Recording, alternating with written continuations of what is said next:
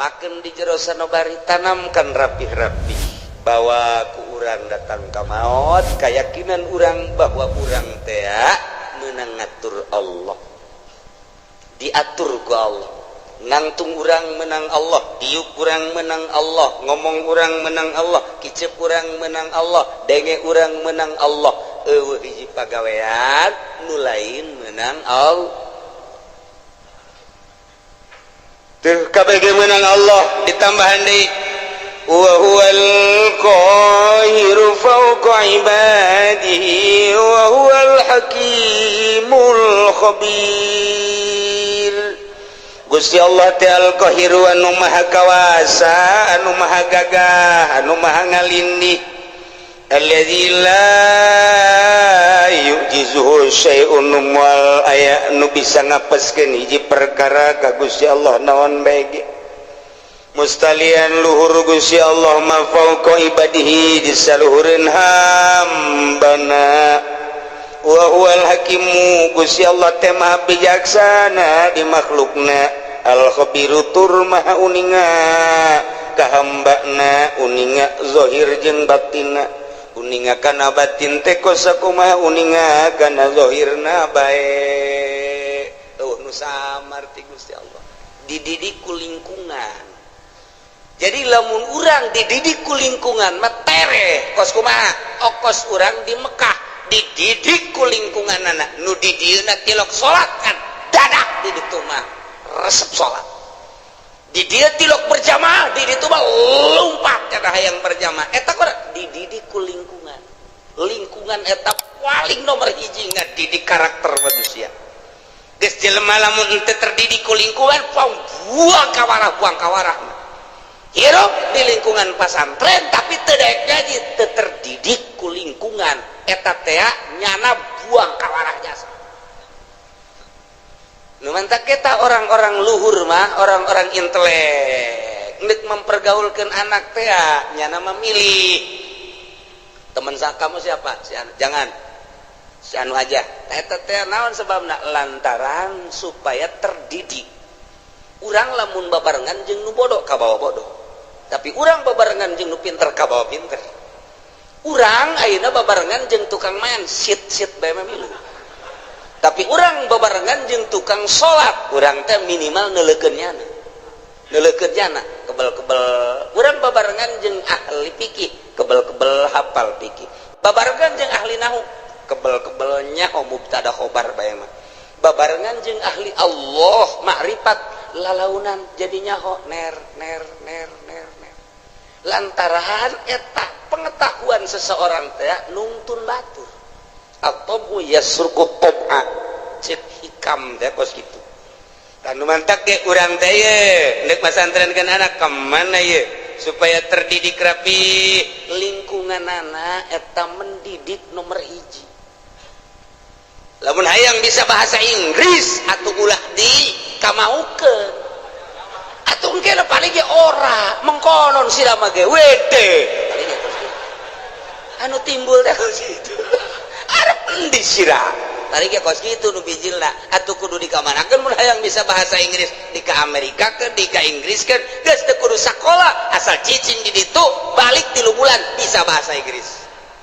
Atawa dididik khusus di pendidikan English studies.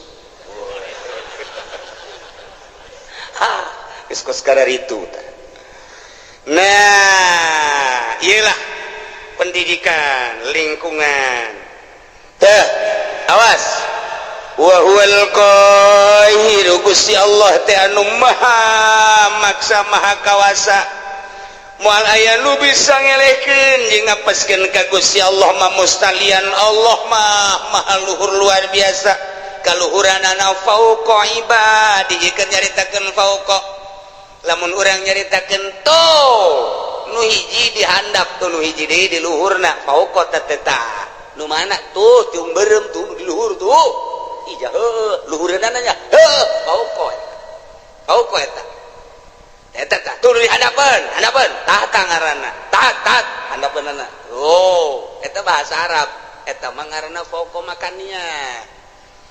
Aya fauqa teh manziliyah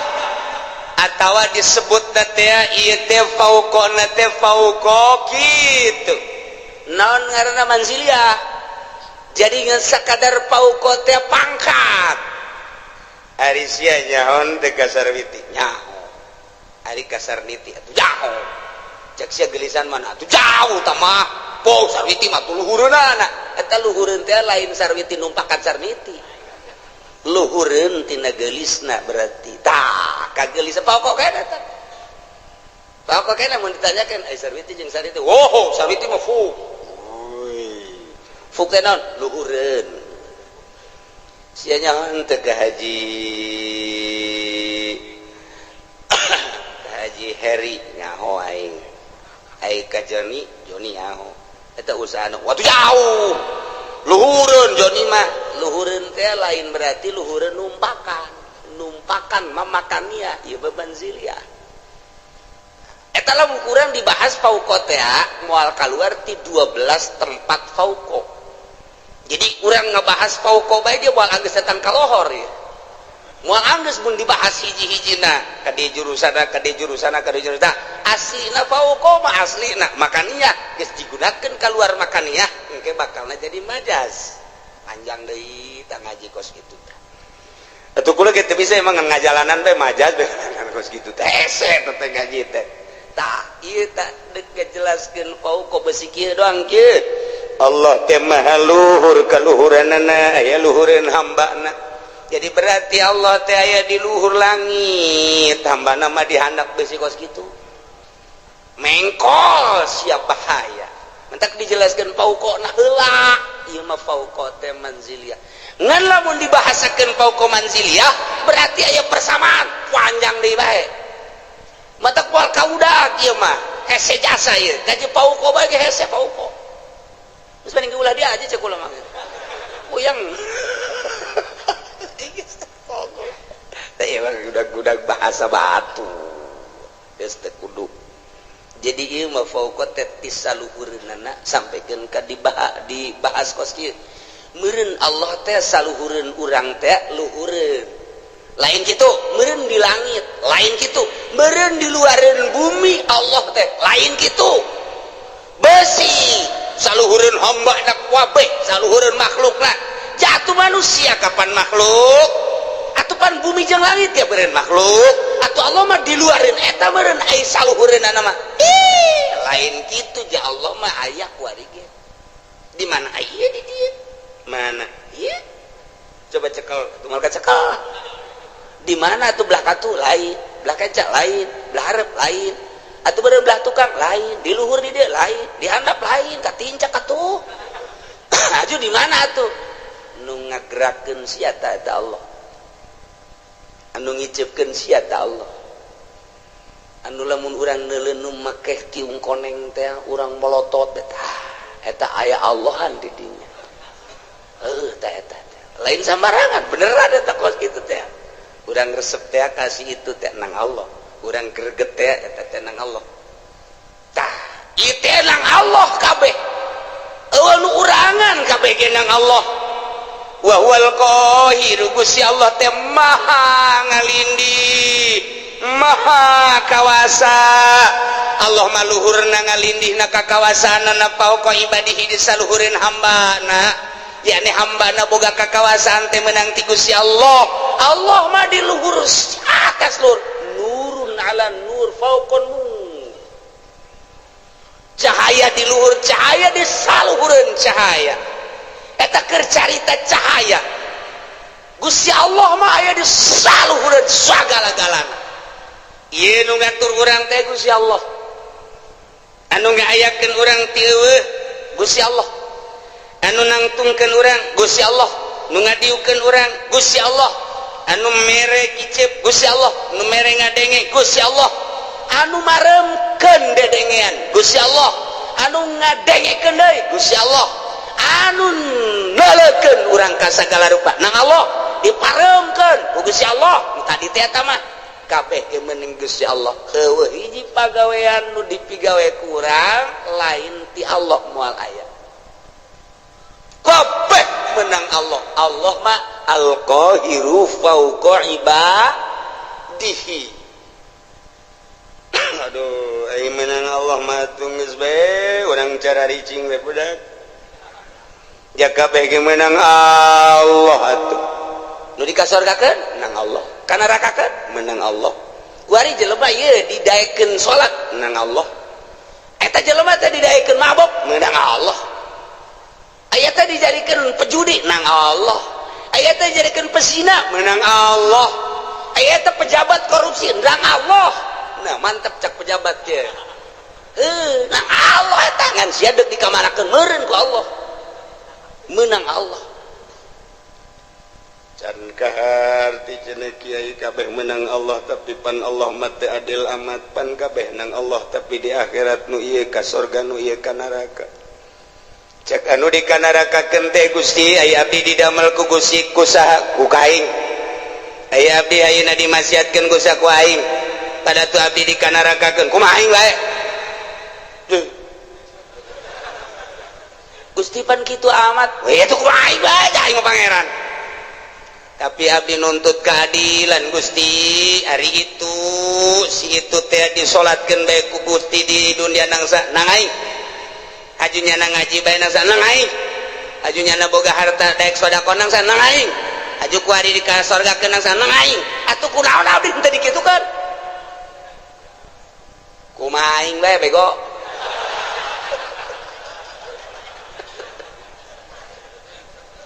teu bisa Gusti teu bisa cagenan tetep abdi nuntut baheula kunaon abdi teu dikitukeun jameureun abdi lamun dikitukeun mah daek gaji daek salat atuh abdi ge di ka surgakeun ge tetep abdi bung ka neraka Gusti panas bung malaikat ulah loba omong tetep ka neraka besen engke heula putuskeun heula Allah teu adil tetap Allah ya ta'adil ngemantak di dia diberian wa huwal hakimul khabir Gusti Allah teh anu maha bijaksana di makhlukna didamel nu jangkung didamel nu pendek didamel nu putih ku Gusti didamel nu hindeng teh ieu teh bijaksana Gusti Allah nu ieu mah dagangna maju nu ieu mah dagangna mundur ieu teh bijaksana na Gusti Allah nu ieu mah jadi sugih nu ieu mah jadi susah ieu teh bijaksanana Gusti Allah lantaran Gusti Allah ma'al khabiru anu maha uninga di bawatinihim kajrona sakumaha nyahona kana zahirna bae tetep abdi nuntut ka Gusti kunaon make jeung abdi dimasiatkeun sakitu bae abdi kok dulur abdi tetangga abdi mah di ka surgakeun ai abdi dimasiatkeun kunaon ayu abdi tetep demo ka Gusti dek yen komplotan demo BBM naik cak Gusti Allah kieu aing mimiti nyieun lauhil mahfuz haju aing nyieun kolam pernah ku aing dicatet seluruh ruh haju geus dicatet eta ruh kabeh moal kurang moal leuwih ku aing ditanya alastu birabbikum aing tah lain pangeran anjeun pan sia ngajawab qalu bala haju ku aing sia diturunkeun ti alam lahut ka alam jabarut pan sia masih keneh muhun-muhunan dek nurut ka aing diturunkeun ti alam jabarut ka alam malakut alam malaikat pan sia didinya ngarobrol yu urang patuh ka Gusti ulah kumaha deuleu tuh malaikat pon babeh ngomong kitu barang sia diturunkeun ka alam nasut alam nu rusak alam nu pana dibere mata jeung dibere ceuli pan aing ngutus rasul titah nuturkeun rasul eta teh rasul ku aing dibere mukjizat kabeneran unggal rasul dibere mukjizat macem-macem sia teh kapan di akhir zaman di umat Kangjeng Nabi aing Muhammad ngaranna pan dibere ku aing mukjizat Muhammad teh Quran terus disampai-sampaikeun kapan ku ulama pan sia teu ngajeding mulai naon Gusti ngajeding bodoh sia teh nyaho ngajeding azan tah sia teh teu melu wah aya deui melu deui parah ti ngajeding teh mata sia teu melu tah teu ngajeding teu melu sia ge pareta beureut teu ngajeding teh nang ti Gusti teu melu teh meureun nang ti Gusti bener cek Gusti aing panitah nyampikeun melalui Muhammad Rasulullah di Muhammad disampaikan ku para sahabat aya khulafaur rasyidin di sahabat ku aing terus kita disampaikan melalui umat aing pilihan-pilihan wali-wali Allah pan sia ngadenge Abdul Qadir punya sia Abdul Qadir nyaho di mana sia Abdul Qadir pondok tukang lauk nyaho sia ka Imam Syafi'i nyaho sia ka Imam Hambali Hanafi mazhab-mazhab nyaho sia ka wali sultan aulia nu aya di Indonesia aja sia orang Indonesia aya wali sanga nyaho aya teh di Banten wali aya teh penerus walina aya juara sub Golkar lain wae eta tama kerebekeun aing tama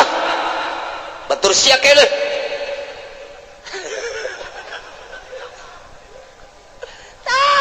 eta penerus nyampaikeunnya na tanpa pamrih teu kudu dibayar teu kudu disasalamanan nya mangan sakadar nyampaikeun hak walau muron pan sia teu ngajeding pan kredit teh diharamkeun pan sia terus pan bunga bank teh haram pan sia terus pan korupsi teh haram pan sia terus judi teh haram pan sia terus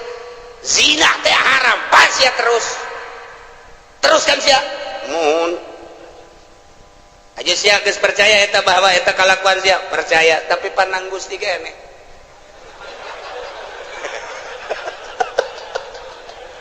kumbung-mungna ka neraka ieu si Joni urang Cikupa embungeun di sidang babeh ngadengekeun di satu kangen terus Jon terus ulah sampai ke neraka urang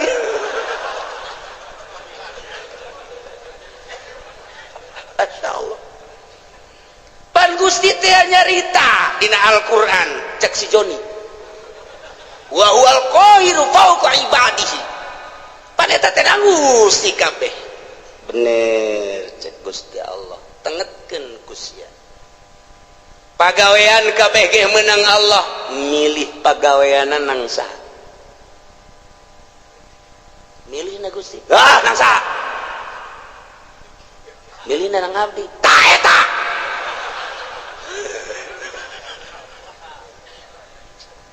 kecan ka harti Gusti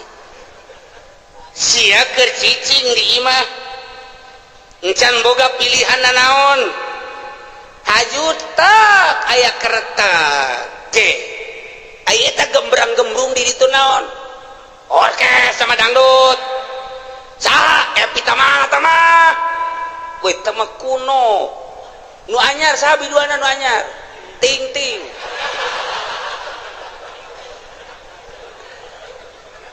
sia eta harita tergerak hate sia tah eta teh hayang nonton eta teh kahayang saha kahayang abdi tapi penting Gusti keneh terus cak deui tukang Jon terus Jon ulah datang ke eleksi ya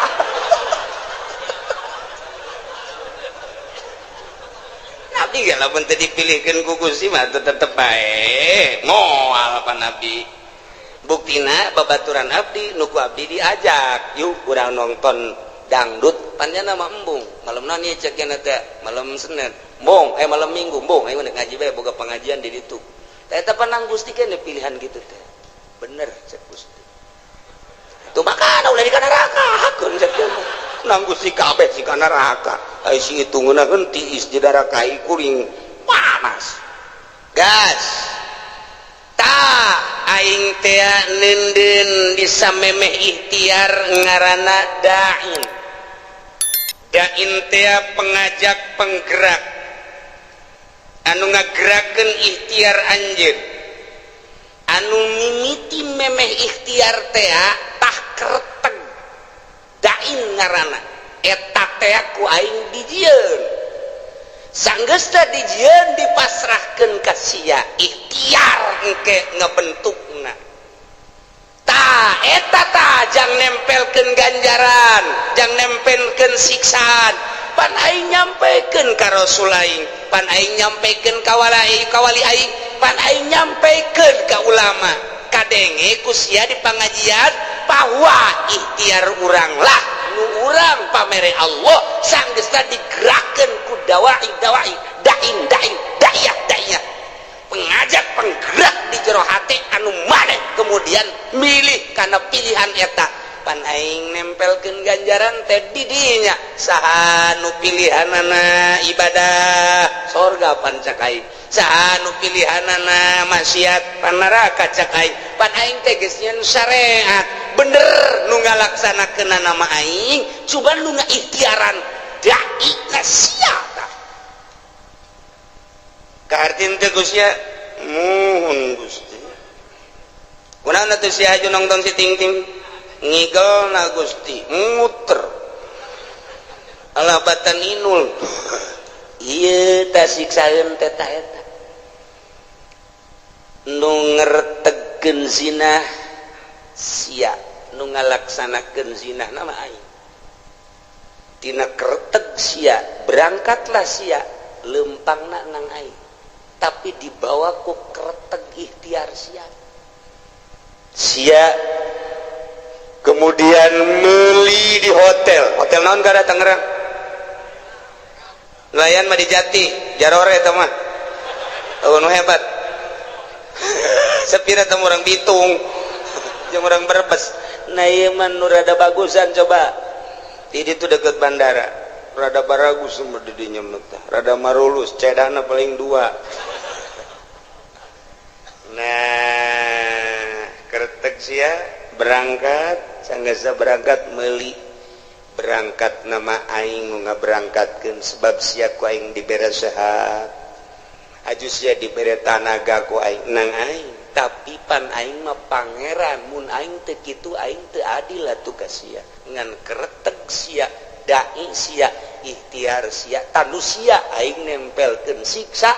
di dinya tah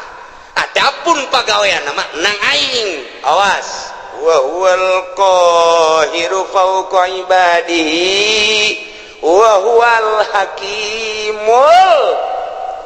khabir. Allah maha hakim maha bijaksana. Kunaon atuh sia ngretegkeun teu beres ikhtiar sia pan sia malam minggu diajak ku babaturan sia mani ngaji bae pan cak sia aing mandek nonton dangdut bae eta tak kereteg kos kitu can kaharti Gusti supaya kahartin ku si Jepri Joli cek si Jepri sia sing bener atuh ngadakuana di hareupeun Gusti aing be bakal diseret ka neraka supaya kaharti kieu cek Gusti Allah sagala rupa teh boga maksud di alam dunia adapun anu ngalaksanakeun nama aing kumaha aing bae tapi maksud sia kadeuleu ku aing teh deuleu maksud sia al khabir maha uninga ka jero batin maksud sia katara jasa ku aing deuleu batin sia sakumaha deuleu zahir sia khabir pan aing dina Al-Qur'an ayat tuku sia dibaca tadi dibalikeun deui ka tarang sia ka aing dekat dakwa bahwa Gusti teh fauqa ibadi bener jasa kan sia salah ngagudakeunana aing teh al khabir nyaho ka jero batin sia aing nyaho ka tujuan sia coba Gusti tujukeun contohkeun ketika maneh muriang haju maneh neangan obat eta neangan obat hayang naon hayang jager pan eta kanyahoan pan sia neangan obat teh pan hayang jager haju sanggeus sakitu maneh teh neangan obat di dokter obat di warung mah teu mempan harita teh hajupan sia hayang ka dokter ta eta teh ai ka dokter nama berangkat teh kapan ku aing teh diberangkatkeun sanajan kadeuleuna mah melalui anak-anak sia jeung dulur-dulur sia ku aing tapi maksud sia ka dokter teh kapan hayang diperiksa hayang naon tuh hayang cager kajawan kan ku aing sia kajawan hayang cager kan tuh siap berobat ke dokter setelah ku dokter dipariksa tensi darahna ternyata darah tinggi cek dokter sing ade ieu teh hiji ulah ngadahar lauk asin nomor kedua ulah ngadahar daging embe nomor katiluna urang ngarokok nomor kaopatna ulah ngadahar bangsa anu ngahudangkeun kana darah tinggi sarupaning bubuahan anu kira-kira ngahudangkeun duren teh manggis teh panas tama termasuk kana duku ulahnya pansian nurut eta teh aya naon kajawan kan kuari sia make kacamata hideung make kaos hideung kuari dek lompat ka Karawang aya naon katewak sia kajawan kan aju sia susumputan di kantor padahal mah kantor aya tapi kunaon menyelesaikan permasalahan teh lain di kantor kunaon di puncak menyelesaikan permasalahan teh padahal mah kantor aya aula aya hayang naon teu bisa kukumaha orang digitukeun ku Gusti Allah geus Gusti tutup kana neraka berarti kumaha Gusti bae kacarak sakitu doa ge aing teh al-khabir cek Gusti Allah mahanya aing ka jero batin sia golek-golek di hareupeun kaca aju nyisir anu rapi aju make baju ge henteu sambarangan rapi aju sia tiapan deuk ka ondangan waktu malam minggu eta pamajikan ge kapan teu diajak lantaran pan sia geus SMS-an jeung urang Cikupa eta teh akan maksudna deuk naon teteh make minyak seungit lagi anu tajem teh kanyawan pan ku aing aduh izin geus ulah dituruh ulah dibukakeun keheula can anggeus sia ka aing demo ku aing geus dianggeuskeun sia deuk dianggeuskeun sia teh kapan baheula teh pagawe negeri PNS di bawah naungan Ismet Iskandar kapan sia teh harita jadi pimpro harita bener mun Gusti entos ulah kantos-entosan lantaran nu sejen ge bakal jarwa jeung sia kieu waktu sia menyelesaikan proyek harita lantaran maneh teh pimpinan proyek kapan harita teh ai dana nama ti dituna aya 3 miliar tapi pan ku sia dibangunkeun nama ngan saukur 1 miliar doang nu 1 miliar pan geus disuntik di ditu ku luhur-luhur sia tinggal aya 2 miliar nu 1 miliar pan ku sia dibabagi tinggal 1 miliar depan diteken ka handapna ka pelaksana awas harus ini atuh enggak bisa Pak masa harus 5 senti aja dengan 1 M enggak bisa Pak pokoknya Pak tidak mau tahu harus udah gini aja kita ngobrolnya di kantor jangan di kantor sono di mana sono rumah makan Padang boleh udah gini aja nanti kalau diperiksa yang sebelah sono yang dibuat 5 cm yang lain-lainnya nggak ada 3 cm juga nggak apa-apa yang di sono aja bikin 5 titik yang di sono nanti barang begitu jadi untuk supaya kelihatan bahwa kerja kamu itu bagus ya udah 1 M melaksanakannya oh iya kenapa nggak di kantor jangan banyak ngomong udah iya udah transaksi set pan aing teh nya hojak Gusti Allah pan aing al-khabiru eta nu 1 miliar dikawanakeun Gusti pan Gusti ge obir tuh kumaha Gusti bae eta kerebakeun aing tah eta Gusti nu 1 miliar kawana tanyakeun ka ditu ka luhur sia nu yeun jalanna ge pan sia pimpro abdi ge diteken di luhur Pak pepa Gusti gitu eta keur carita leutik keur carita Bank BI keur carita Bank Senturi keur carita Bank Citibank orang luar nenden uang di Indonesia di Citibank, bank internasional yang harus ditandatangani oleh Presiden Bank BI. Ketika mali teruskan lah bukan uang internasional lima urusanan. Pas gitu keneh bae, sarua bae. Panggil pan aing al khabiru ya. Sia kiai kan, kunaon sia aju asup golka sekupi. Aing nyaho ka hate sia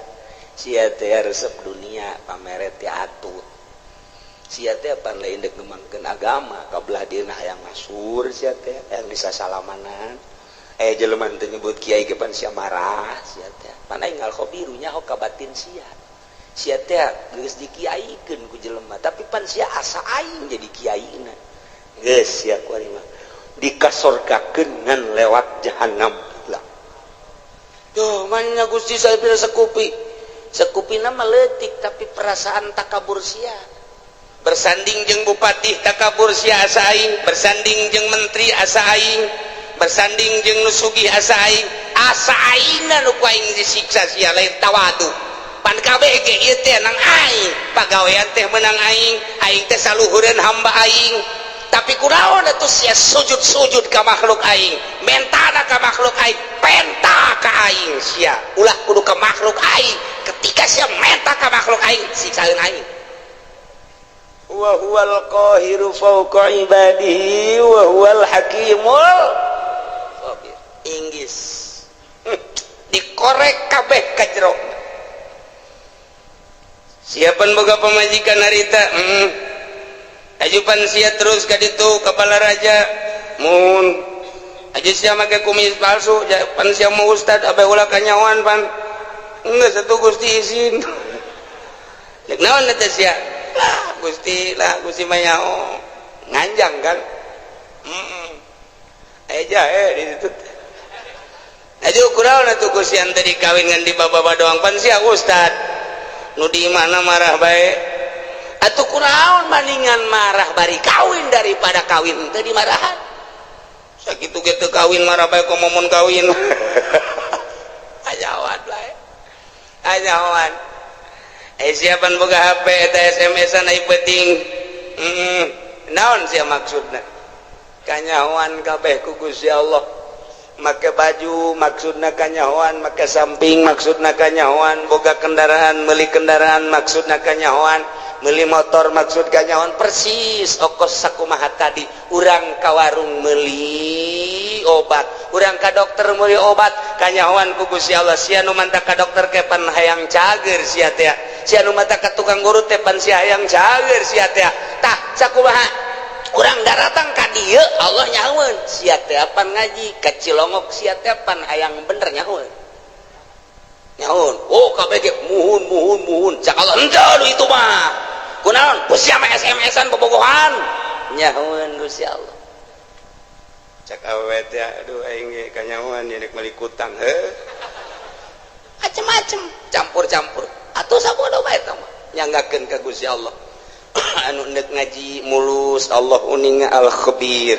anu ngan sakadar teh kayang nyaho bae coba kumaha ngaji Allah al khabir, aya anu ngan nyilip bae lantaran diteangan ku musuh al khabir, aya anu nek SMS-an bae bobogohan sugan jadi nyandung al khabir, aya anu nek balanja bae, aya anu nek dagang bae, aya anu nek neuleuan bae mana ieu sendalna bagus. Atuh Allah mah al-khabir nyanggakeun tah kuari geus kabeh berarti kanyahoan ku Gusti Allah jameuna ngatur Allah balikeun kuari ka ayat anu luhur horeng kabeh ge meunang Allah urang ka dieu ngaji begitu keluar sendal urang aya nu maling ulah kukumaha geus ieu horenganan meunang Allah beres geus kemun aya ieu jelema maling sendal ngan hiji-hiji deui ieu tinggalin ieu ku aing teu bisa kunyana teu bisa ieu nah heuy budak pamalingan ieu hiji deui ieu kagok ieu gegeraan ieu tah kuduna mah kitu aya si hayang mah tah los mantep jasa ieu mah lain oh sia nya maling aing mah kitu ge mancing sia berarti pamalinganna diborgol sia ku aing tah iyalah KBG dibalikan ka Gusti Allah lamun urang geus bisa kos kitu mantep jasa ketika orang dibere sehat jangan Gusti Allah pan sehat ge kajen teuing diobatan ku kumaha ge ayo aya gering mah tu gering bae nyanggakeun ka Gusti Allah ah endek aya diobatan mah syariat ja urang mah makom syariat mangga henteu salah henteu ngan kabeh ge lain ku obat ulah tategenan ka obat tetap tategenana ka Gusti Allah syariatna menang dokter obat urut dan lain sebagainya tetap tategenana menang Allah syariatna ngawarung tetap tategenana ka Allah syariatna dagang tetap tategenana ka Allah syariatna digawe tetap menang Allah tategenana ka Allah syariatna bisnis pangkat urang pangkat syariat bawalah bahasa syariat kusungut asupkeun ka jero hate syariatna karak rada salam rada keneh teh gencan masih kene encan rada doang tapi lamun geus luhur pangkat bangsa solihin naik wali geus suruhat syariat kabeh nang Allah titik yo atuh eta mah syariat jang sia aing mah geus teu kudu make syariat sebab syariat geus ditinggalkeun ku aing mah geus melalui hakikat ya hakikatna memenang Allah hakikatna memenang Allah KBG geus berbicara hakikat geus ngalangkahan syariat geus lain deui eta maka dituna geus kamil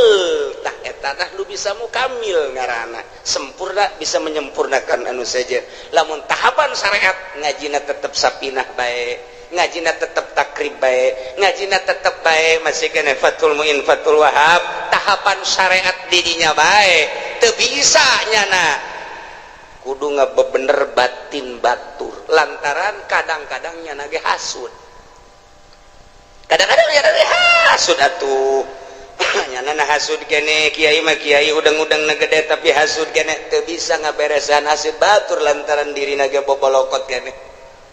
teu bisa ngabebener ria batur lantaran dirina ge bobolokot kene kuria encan sampurna dirina kakarak bab zohir doang ke geus ditapakuran jeung dimorokobahan batinna sesuai jeung posisi-posisina beres lempeng kapanggila jeung dai lamun tadi sakadar pembahasan dai di awak kurang anu ngagerakeun timbul ikhtiar kuari maka panggih jeung dai na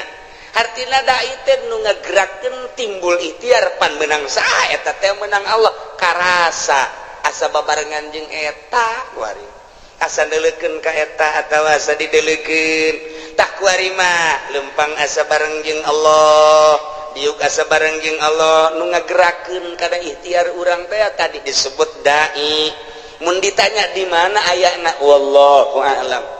lamun ditanya aya tahu aya lamun ditanya belah mana wallahu a'lam nu penting aya eta mah ngan sakadar karasa tapi hese dijabarkeunana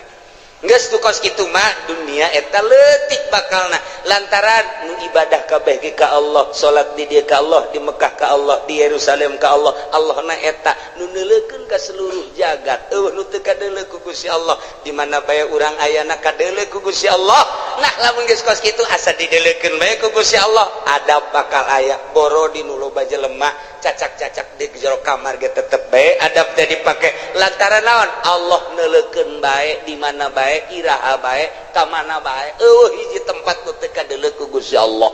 karak mulai geus jadi wali tidinya diboro ku jelema boro keur benerna keur salahna ge tetep bae dipake jimat sebab naon nyanana geus ka Allah bae misah geus bisa nyana teh antara dunia jeung makhluk geus teu kadeuleu memeh paeh geus asa paeh ti heula memeh ka akhirat geus aya di akhirat awakna kadeuleu nama di dunia lelempangan korenganan airoh nama geus aya di akhirat keur babarengan dina mizan babarengan dina jembatan siratal mustaqim keur babarengan neuleuan neraka keur babarengan neuleuan muridna keur babarengan neuleuan umat keur babarengan jeung para rasul keur babarengan di sorga kos kitulah ahli-ahli Allah subhanahu wa ta'ala wa iyam saskallahu bidurin fala kashifalah nu bisa ngilangkeun madarat kecuali Allah wa iyam saska bi khairin lamun lamun bae Allah nu ngeunakeun kana kahadean atuh kumaha Gusti Allah fala rada li fadli cukup tak urang dibaca ku urang Allahumma antas salam wa minkas salam wa ilaika ya'udu salam fa hayyina rabbana bis salam wa adkhilna jannata darus salam tabarakta rabbana wa ta'alaita ya dzal jalali wal ikram Allahumma la mani alimaa wala mu'ti alima wala radda atuh eta teh nu kurang dibahas teh lamani alima atau eta mualaya nu bisa ngahalangan kana pamere Allah wala muti alima mana eta mualaya anu bisa mere lamun dihalangan ku Gusti Allah wala rada lima qadaita mualaya nu bisa nolak lamun geus qada ti Gusti Allah dibabaca unggal magrib tapi nyarekanan mah terus bae dibabaca unggal magrib unggal subuh ge naon sababna teu asup ka jero sanubari lantaran teu pernah nyaho kana hartina tah sageus nyaho kana hartina mah akur jeung ayat ieu tah nu mantep ge ieu mah sesuai jeung Ibnu Abbas teh diriwayatkeun ti Ibnu Abbas cek Ibnu Abbas kuntu radi pa Rasulillah sallallahu alaihi wasallam sim kuring teh ngabonceng di Kangjeng Rasul Pakola li ngabonceng umurna kakarak 8 tahun Abdullah bin Abbas umur 8 tahun naik on 8 tahun naik onta babarengan jeung Kangjeng dipayun Sayyidina Abbas dipengker jadi ngabonceng Kangjeng Nabi mah kadang dibonceng kadang ngabonceng masalah tah tidinya cek Kangjeng Rasul pakola li ya gulam bocah ya bundaya anak king ala u'allimuka kalimatin yanfa'uka Allah bihinna daek teh mun diwurukan beberapa kalimah nu bakal bisa ku Gusti dimangpaatkeun Pakultu cak Ibnu Abbas bala ya Rasul atuh kantana pakola cek Kangjeng Rasul ihfazillah yahfazka jaga ku maneh Allah bakal ngajaga ka anjeun ihfazillah tajidhu amamak ibadah anjeun ka Allah jaga ku anjeun Gusti Allah bakal kapanggih ku anjeun di hari maksud amamak teh engke geus maot atawa di dunia keneh geus karasa ayana Gusti Allah karasa jasa deketna Gusti Allah karasa babarenganna Gusti Allah jaga Gusti Allah ibadah ka Gusti Allah pakai aturan anu pas jeung sesuai jeung aturan Allah tajidhu amamak bahasa Kangjeng Nabi tajidu amamak teh bakal kapagi di hareup sebab urang teh keur menuju ka hareup finisna urang di mana di akhirat finisna urang deuk ka Bandung finisna urang di Bandung salila urang berangkat dipikir we ku urang Bandung kakarak datang ka mana ieu datang ka Cianjur jauh kene Bandung jauh datang ka mana ieu ka Padalarang jauh kene Bandung tereh kitu kan kabeh ge datang ke Bandung alhamdulillah urang teh lalakon musafir deuk pae ka ditu ka akhirat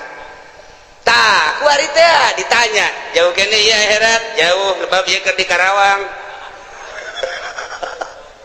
geus deukeut apa jauh ieu jauh kene sebab kurang kakarak ke balok 2 anggul ku sia balok 10 sing hade ieu teh lalakon teh urang teh deuk ka hareup amamak bakal kapanggih jeung Gusti Allah ihfad jaga kuari Gusti Allah engke kapanggih jeung Gusti Allah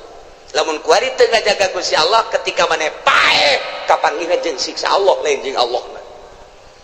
tuh cek Ibnu Abbas nuhun Gusti ta'aruf ilallah ibadah maneh ka Allah pirroho dina waktu keur senang keur sehat ibadah keur sugih ibadah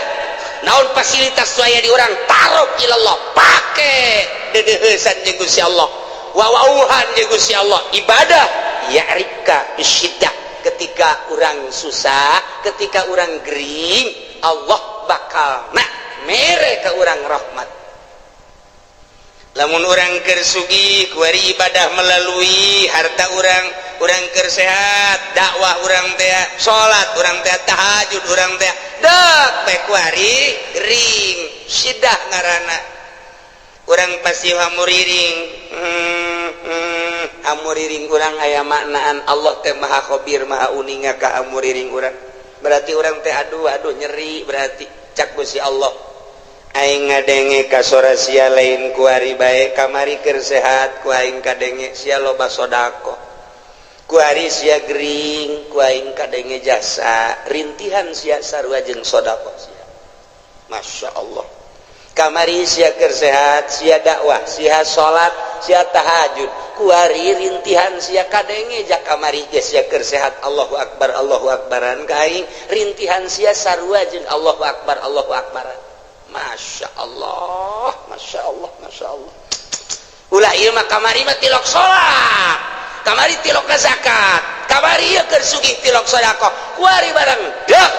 gering Gusti cek bahasa urangna cek somprana malaikat sora saha eta jael mah asing teh jelema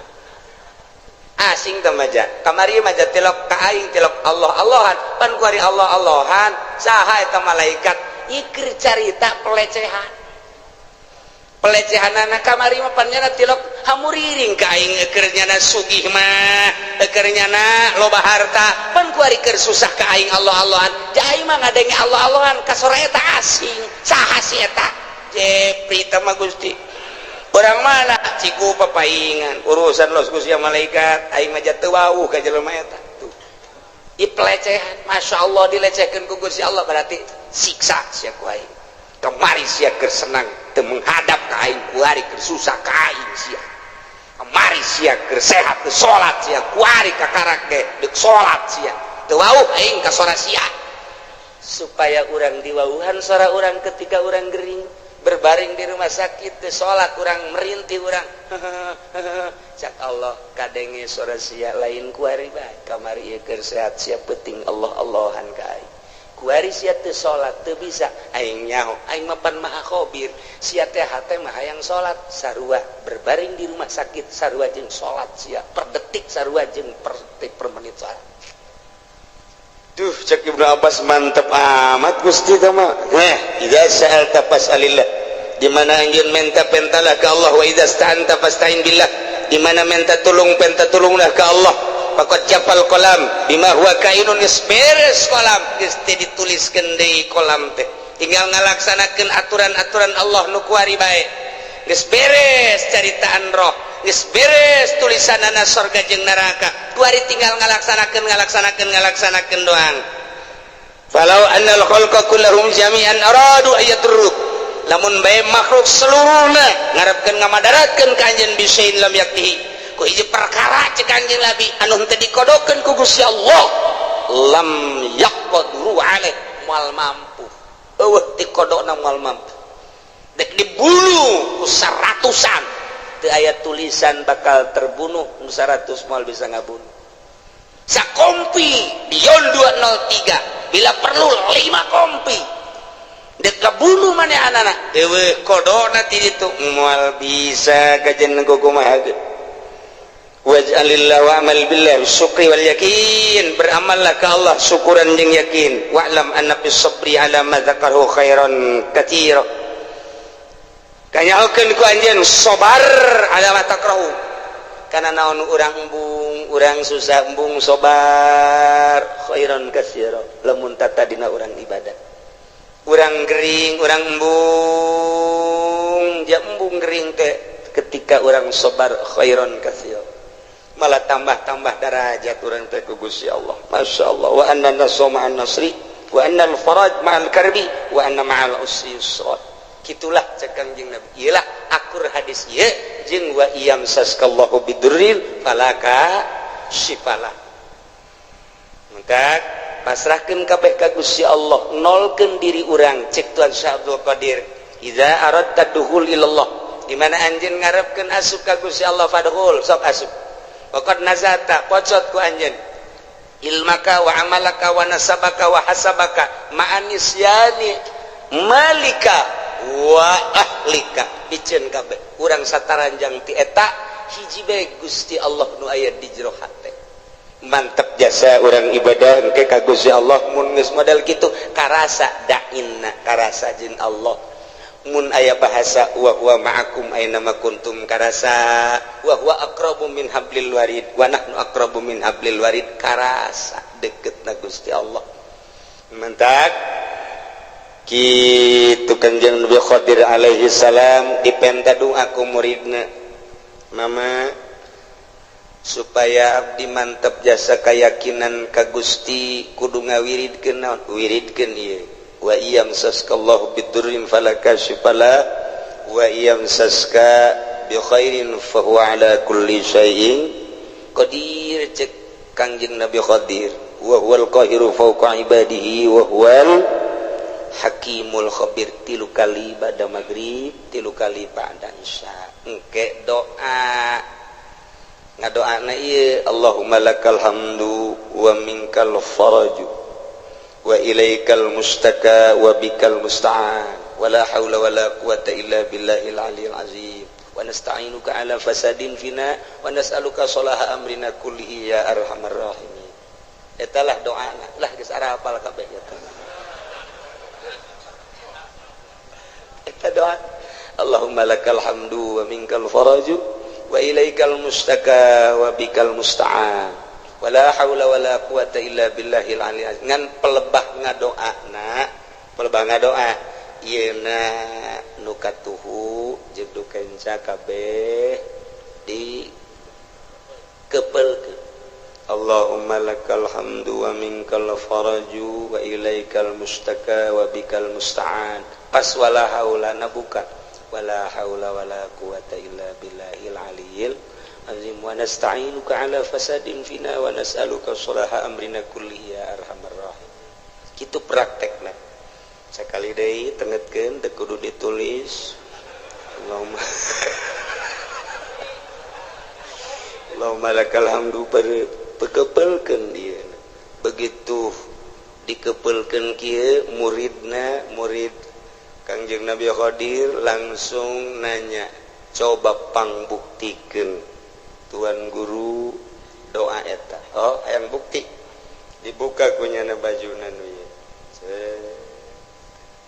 Diasupkeun ka dieu. Dileukeun ku mana? Aya ke 10 kali.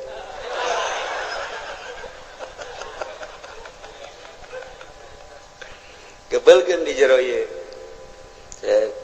Allahumma lakal hamdu wa ilaikal Allahumma lakal hamdu wa minkal faraj wa ilaikal mustaka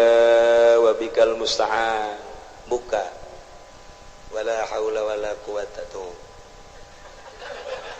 Kasubkeun ka jero sana. Ya. Wala haula wala quwata illa billah.